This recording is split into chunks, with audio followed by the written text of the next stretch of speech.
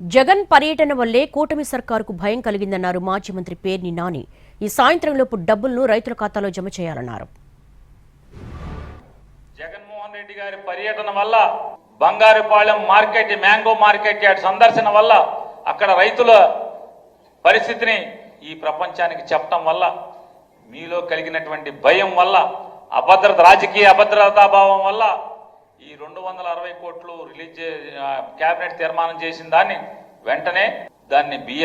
GO release చేసి వెంటనే ఇవాళ సాయంత్రం లోపు